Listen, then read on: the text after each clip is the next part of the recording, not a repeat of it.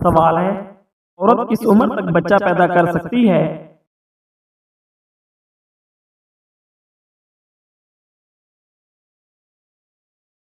जवाब है 25 से 50 साल की उम्र तक बच्चा पैदा कर सकती है। सवाल है, इंसान के पेट पर बाल आना किस चीज की अलामत है?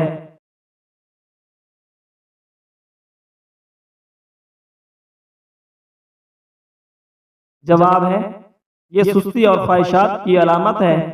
सवाल है, कौन सा ख्वाब नजर आना नजर बद लगने की निशानी है?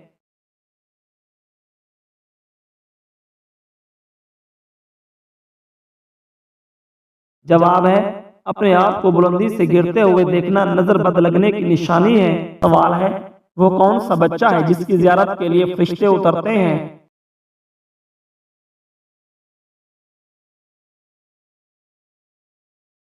जवाब है, कुरान पाक हिफ्ज करने वाले बच्चे की जियारत के लिए आसमान से फरिश्ते उतरते हैं। सवाल है, इंसानी आंखें फड़कना किस चीज की अलामत है?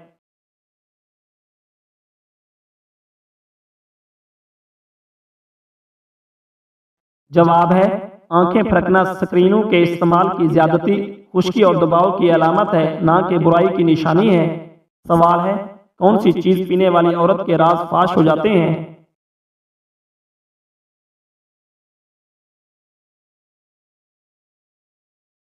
जवाब है, शराब पीने वाली औरत के राज फाश हो जाते हैं।